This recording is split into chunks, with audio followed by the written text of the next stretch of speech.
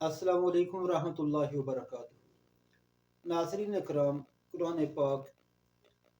जो अल्लाह ताला ने अपने प्यारे हबीब सल्लल्लाहु ताला अलैहि व आलिहि वसल्लम पर नाजिल किया था, वो कुरान पाक मखलूक नहीं बल्कि अल्लाह ताला का कलाम और अल्लाह ताला की सिफत है। मगर याद रखिए, एक और चीज़ आपको बताता हूँ। जो कुरान सरकार दो आलम सल्लल्लाहु ताला अलैहि वसल्लम के कल्ब अतहर पर, आपके दिल मुबारक पर नाजिल हुआ, उसके बारे में अल्लाह ताला कुरान पाक में इरशाद फरमाता है, लौ अंज़लना हाज़ल कुरआन अला जबल लरअयतहु खाशिअन मुतसद्दिअन मिन खशियतिल्लाह,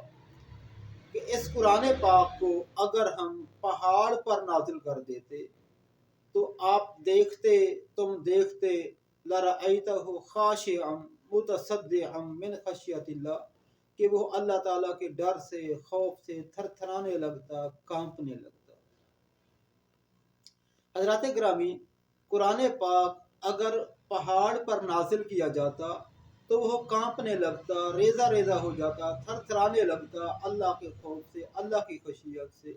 अल्लाह ताला ने पहाड़ों पर कुरान पाक नाजिल करने का कहा, पहाड़ों ने इसका बोझ उठाने से इनकार कर दिया, मगर कल्ब अतहर पर यह नाजिल हुआ, सरकार दो आलम अलैहिस्सलाम के दिल मुबारक पर नाजिल हुआ। और आज हमारा बच्चा बच्चा हाफिज कुरान है, उसने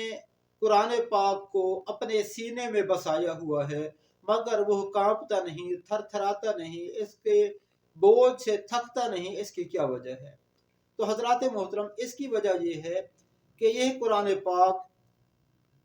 अल्लाह ताला का कलाम और अल्लाह ताला की सिफत है। यह वाकई अगर पहाड़ पर नाजिल होता तो थर थर कांपने लगता। तो जिस तरह बाकी किताबें अल्लाह ताला ने तौरात, इंजील, ज़बूर मुकम्मल किताब की सूरत में एक ही बार नाजिल हो जाती थी, कुरान पाक को ऐसे एक ही बार मुकम्मल किताब किसी पहाड़ पर नहीं रख दिया कि ए महबूब आप इसको उठाकर ले जाएं और आगे उम्मत को दे दे। अगर अल्लाह ताला कुरान पाक को इसी तरह किताब की शक्ल में किसी पहाड़ पर रख देता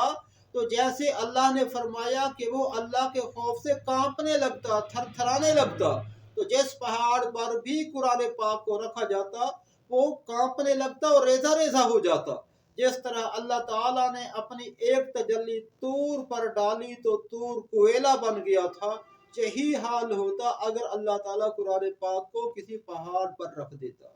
तो जिस तरह अल्लाह का तरीका था साबिक में कि अल्लाह ताला साबिका किताबों को एक ही मुकम्मल सूरत में एक ही बार किसी पहाड़ पर रख देता और वो नबी उसे उठा कर ले जाते और उम्मत को पढ़कर सुनाते और उम्मत के हवाले कर देते कुरान के साथ। इसीलिए ऐसा नहीं किया कि किसी पहाड़ के अंदर, किसी चीज के अंदर ताब नहीं थी कि इसको बर्दाश्त कर सकता सिवाय कल्ब मुस्तफ़ा के। कल्ब मुस्तफ़ा को अल्लाह ताला ने ऐसा बनाया जो अल्लाह के कलाम को अपने सीने में, अपने दिल में बर्दाश्त कर सकता था। तो हजरत ग्रामी,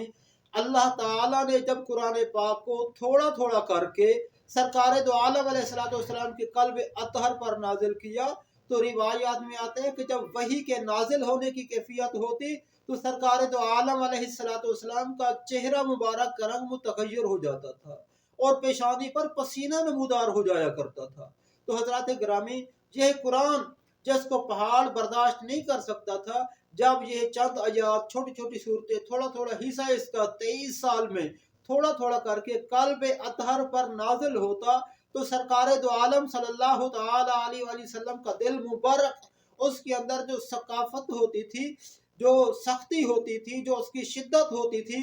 हुजूर सल्लल्लाहु ताला अलैहि वसल्लम का दिल मुबारक उस सख्ती को अपने अंदर जज़ब कर लेता था। और उसके बाद लोग जिस आवाज के साथ मानूस थे, जिन अल्फाज के साथ मानूस थे अहले अरब, उन्हीं की जुबान में, उन्हीं के अल्फाज में, उन्हीं की आवाज में सरकार दो आलम अलैहिस्सलाम अल्लाह ताला का वो हुक्म सिहाबा कराम को पढ़कर सुना दिया करते। और सिहाबा कराम अपने मुरव्वज तरीके में, जो उनके यहाँ جو حروف تہجی اس وقت مروج تھے، جو لکھنے کا طریقہ تھا، جو بولنے کا طریقہ تھا، جو آواز تھی، اس کے مطابق اس کو لکھ بھی لیا کرتے تھے اور زبانی یاد بھی کر لیا کرتے تھے۔ تو حضرات گرامی،